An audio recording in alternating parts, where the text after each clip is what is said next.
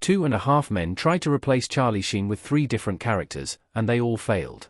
It's not uncommon for a TV show to continue without its main character. If the star leaves, the network still wants to make money, but it is uncommon for that continuation to work. The Office was never the same without Steve Carell. During the 8th season of Two and a Half Men, as Sheen's substance abuse issues and tensions with series creator Chuck Lorre worsened, he was fired from the show. Since Two and a Half Men was a huge hit in the ratings, Warner Brothers didn't want to end the show. Instead, Lorre and company retooled it to keep it going. But none of Sheen's replacements could truly take his place.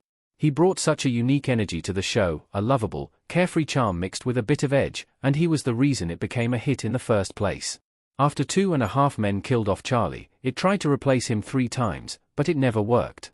Two and a Half Men tried to replace Charlie Harper with 3 different characters. Jake, Walden, and Jenny were all intended to take Charlie's place. After Sheen departed from Two and a Half Men, Ashton Kutcher was brought in to be the new series lead. He played tech billionaire Walden Schmidt.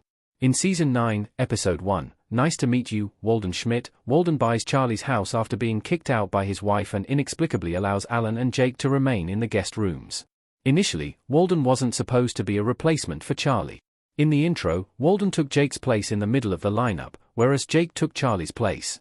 This made it seem like Walden would be the half-man of the title, due to his immaturity and refusal to grow up, and Jake would step up and become the new Charlie. T would have been an interesting development for Jake to grow into Charlie 2.0, since Charlie had such a strong influence on his childhood.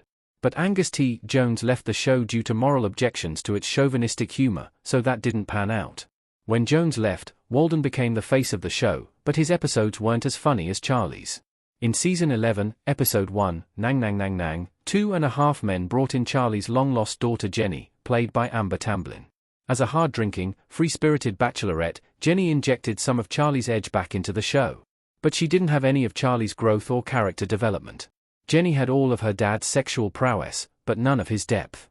Charlie's character wasn't just defined by his womanizing. He cared about a lot of the women he dated and tried to settle down into a serious relationship as he warmed to the idea of starting a family. Jenny tried to settle down at a certain point, but she didn't have Charlie's dimensionality. It was impossible for Two and a Half Men to replace Charlie Harper. Charlie was the heart and soul of the show. There was no way for Two and a Half Men to come up with a satisfying replacement for Charlie, because Charlie was the heart and soul of the show. As perfect as Steve Carell was for the role of Michael Scott, the character wasn't specifically built around him. But only Sheen could have played Charlie Harper, because Charlie Harper was basically a fictionalized version of Sheen.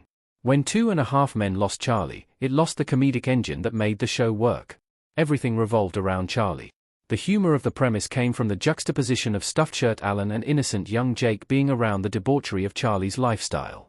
The story was driven by Charlie's maturity as he became a loving family man. Without Charlie, Two and a Half Men was just a collection of supporting characters with no one to support. When Jake stepped up as the lead, when Walden took his place, when Jake left, and when Jenny showed up, the show was desperately trying to replicate the magic of the Sheen years without the secret ingredient that made the show's early seasons so special. Two and a Half Men's later seasons were basically a different sitcom entirely. Walden turned the show into a completely different beast. Berta, Alan, and Walden in Two and a Half Men.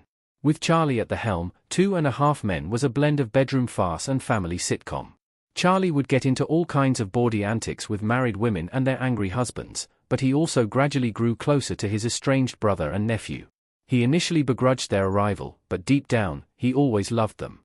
When Alan and Jake moved in, Charlie led a completely carefree lifestyle. But as he lived with them, he learned to care and opened up emotionally.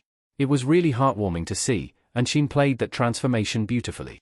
It elevated Two and a Half Men above a standard situation comedy and made it a really touching story about male bonding. But after Charlie was killed off and Walden took over, Two and a Half Men became a completely different show. The focus on family went out the window, because Walden wasn't family.